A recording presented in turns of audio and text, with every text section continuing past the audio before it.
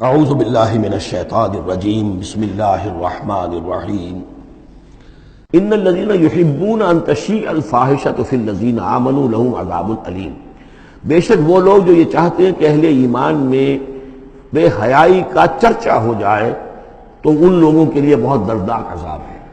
ایک تو یہ کہ بے حیائی پھیل جائے، تشیع الفاحشہ شائع ہو جائے، بے حیائی عام ہو جائے، جو لوگ اس کے لیے، اب ظاہر بات ہے کہ آج کل تو کاروبار کے لیے، اپنے اخبار بیچنے کے لیے، اس کی جو ہے اشاعت بڑھانے کے لیے نئی سے نئی قسم کی رنگین تصویریں شائع کی جا رہی ہیں۔ یہ سارا کچھ ہو رہا ہے۔ کسی شے کا اشتہار دینا ہو، عورت کی تصویر ساتھ ہوگی، یہ سارا کچھ جو ہو رہا ہے، تو یہ لوگ کون ہیں کہ جو اس بے حیائی کو، بے پردگی کو یہ در حقیقت اس معاشرے میں پھیلا رہے ہیں؟ تو وہ لوگ کہ جو چاہتے ہیں کہ معاشرے کے اندر بے حیائی پھیلے، اور ایک اس کا مفہوم یہ بھی ہے کہ اگر کہیں ایسی کوئی غلط حرکت ہوئی ہے اور اس کا چرچا ہو گیا،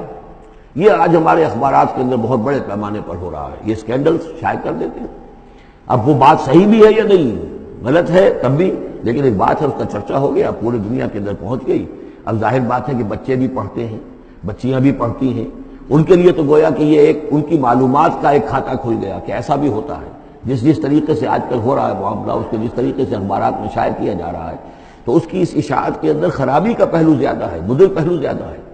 اگر ہے بھی ایسا معاملہ، اگر تو سزا کے قابل ہے تو گواہی دو اور سزا دلواؤ، اور ایسی سزا ہو کہ جس سے ایک کو سزا ہو اور ہزاروں کو ہوش آ جائے، اور اگر نہیں ہے تو خاموش ہو، اس کے اوپر زبان کھولنا بھی جو ہے در حقیقت بہت بڑا جرم ہے۔ ان الذین یحبون ان تشیع الفاحشۃ فی الذین آمنوا لہم عذاب علیم فی الدنیا والآخرہ، دنیا میں بھی اور آخرت میں بھی۔ واللہ یعلم وانتم لا تعلمون، اللہ جانتا ہے اور تم نہیں جانتے۔ ولولا فضل اللہ علیکم ورحمتہ، اور اگر اللہ کا فضل نہ ہوتا تم پر اور اس کی رحمت نہ ہوتی تو یہ تو طوفان ایسا اٹھا تھا کہ اس کے بڑے دور تک نتائج نکل سکتے تھے، یہ محذوف ہے۔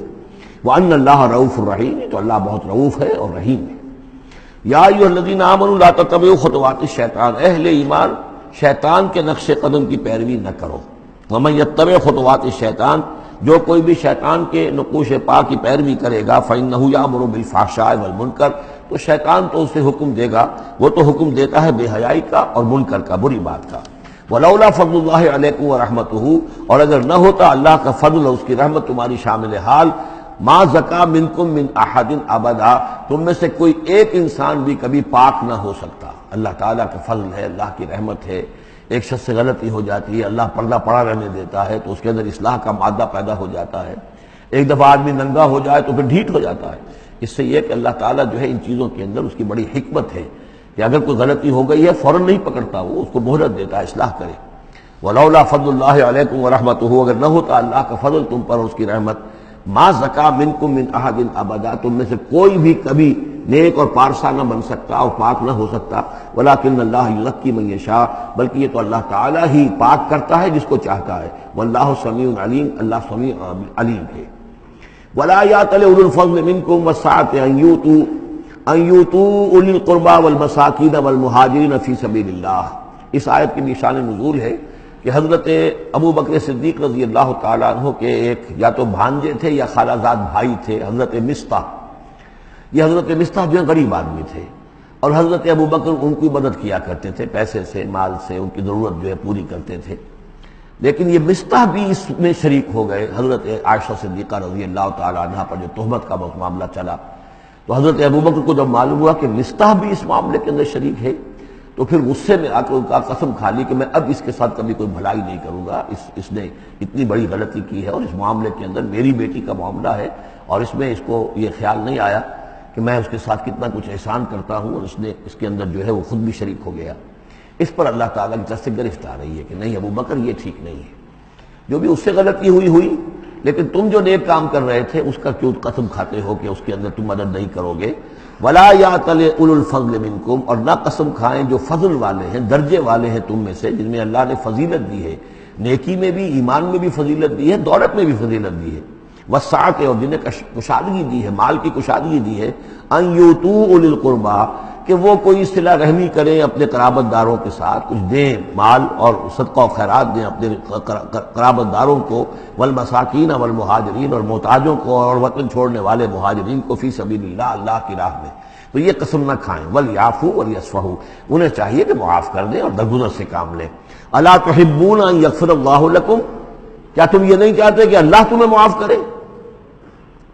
یعنی اے ابو بکر، اگر تم یہ چاہتے ہو، تم سے بھی تو کوئی خطا آخر ہو جاتی ہے، اللہ معاف فرماتا ہے، کیا تم نہیں چاہتے کہ اللہ تمہاری خطاؤں سے درگزر کرے؟ أَلَا تُحِبُّونَ أَن يَغْفِرَ اللَّهُ لَكُمْ، کیا تم نہیں پسند کرتے اس کو کہ اللہ تمہیں معاف کرے؟ اس پر اس آیت کو سنتے ہی حضرت ابو بکر صدیق کے الفاظ یہ نقل کیے گئے، بلا یا ربنا انا نحب، کیوں نہیں پروردگار، ہم ضرور چاہتے ہیں کہ تو ہمیں معاف فرما دے۔ انہوں نے اپنی قسم کا کفارہ دیا اور اس کے بعد جو بھی وہ کرتے تھے ان کے ساتھ بھلائی اور نیکی، اس سلسلے کو جاری کر دیا۔ واللہ غفور رحیم، اور اللہ تعالی غفور ہے اور رحیم ہے۔ ان الذین یرمون المحصنات الغافلات المؤمنات، یقیناً وہ لوگ کہ جو تہمت لگاتے ہیں ان پاک دامن عورتوں پر کہ جو غافل ہیں، جن کو ان چیزوں کا ہوش بھی نہیں ہے، جن کا گمان بھی ادھر نہیں گیا، المومنات اہل ایمان میں سے، لعنوا فی الدنیا، ایسی معصوم اور پاک دامن عورتوں پر جو تہمت لگانے والے ہیں ان پر پھٹکار ہے دنیا میں بھی اور آخرت میں بھی، ولہم عذاب عظیم، اور ان کے لیے بہت بڑا عذاب ہے۔ یوم تشہد علیہم السنتہم وایدیہم، جس دن کے ان کے خلاف گواہی دیں گے، تشہد علیہم، علی کو نوٹ کر لیجئے، جس دن کے ان کے خلاف گواہی دیں گے، السنتہم ان کی اپنی زبانیں گواہی دیں گی، وایدیہم ان کے اپنے ہاتھ گواہی دیں گے، وارجلہم ان کے پاؤں گواہی دیں گے، بما کانوا یعملون، اب جو کچھ عمل وہ کر رہے تھے۔ یہ ہاتھ ہمارے پاس اللہ کی امانت ہے، میں اس سے غلط کام کر رہا ہوں تو یہ انڈر پروٹیسٹ میرا حکم تو مان رہا ہے، اس لیے کہ اللہ تعالیٰ نے مجھے میرے حوالے سے کیا ہوا ہے، لیکن اس کے اندر پروٹیسٹ ہے، قیامت کے دن یہی میرے خلاف مقدمہ کرے گا، پروردگار تو نے مجھے اس کے حوالے کیا تھا اور یہ مجھ سے میرے ذریعے سے غلط کام کرتا رہا۔ یہ پاؤں جو ہیں ہمارے خلاف گواہی دیں گے کہ پروردگار ہم اس کے تابع تھے، اس کے حکم کے مطابق چل رہے تھے، یہ بدبخت ہمیں چوری کرنے کے لیے جاتا تھا تو اس کے لیے استعمال کرتا تھا، یا کوئی اور برا کام کرنے کے لیے ہمارے پیروں ہمیں استعمال کرتا تھا۔ یومئذ یوفیہم اللہ دینہم الحق، اس دن اللہ تعالیٰ ان کا پورا بدلہ ان کو دے دے گا۔ یہ دین کے لفظ کو یہاں نوٹ کیجئے، دین بدلے کو کہتے ہیں، دین مالک یوم الدین، جزا و سزا کے دن کا مالک، بدلے کا دن۔ وَيَعْلَمُونَ أَنَّ اللَّهَ هُوَ الْحَقُّ الْمُبِينُ، اور وہ جان لیں گے کہ اللہ تعالیٰ ہی ہے الحق، سچا اور ہر بات کو کھول کر بیان کر دینے والا۔ الخبیثات للخبیثین والخبیثون للخبیثات، ناپاک عورتیں ناپاک مردوں کے لیے ہیں اور ناپاک مرد ناپاک عورتوں کے لیے ہیں،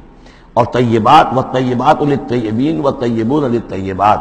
اور ستھرے اور پاک باز جو خواتین ہیں وہ پاک باز مردوں کے لیے ہیں، اور پاک باز جو مرد ہیں وہ پاک دامن خواتین کے لیے ہیں۔ اولئک مبرؤون مما یقولون، یہ لوگ بری ہیں ان چیزوں سے کہ جو لوگ کہتے ہیں۔ لہم مغفرۃ ورزق کریم، ان کے لیے مغفرت ہے اور رزق کریم ہے۔ یہ دونوں آیات جو ہیں در حقیقت اخلاقی تعلیم کی نوعیت کی ہیں کہ اتنی اخلاقی حس معاشرے کے اندر رہے کہ جس کے ساتھ کوئی بدنامی کا معاملہ ہو جائے پھر وہ خود محسوس کرے کہ میں آئسولیٹ ہو کر رہ گیا ہوں یا رہ گئی ہوں اس معاشرے کے اندر، یہ معاشرے کے اندر یہ عام روش پیدا ہو جائے۔ جیسے کہ پہلے آیا تھا وہ اس کے اندر بھی یہی بات تھی کہ زانی نکاح نہ کرے مگر کسی زانیہ سے یا کسی مشرکہ سے، وہ اس لائق نہیں ہے کہ اس کے نکاح میں کوئی مسلمان خاتون آئے پاک دامن اور عفت والی۔ اس طرح زانیہ جو ہے اس سے کوئی نکاح نہ کرے سوائے مشرک کے، یہ قانونی چیزیں نہیں ہیں، جیسا کہ میں نے عرض کیا یہ اخلاقی، تاکہ ایک نفرت پیدا ہو زنا سے، بدکاری سے۔ اسی طریقے سے معاشرے کے اندر ایک عام فضا، ایک حس ایسی پیدا ہو جائے کہ جس میں جو لوگ بھی ایسی گراوٹوں میں مبتلا ہوں وہ خود اپنی آنکھوں میں ذلیل ہو کر رہ جائیں۔ صدق اللہ العظیم۔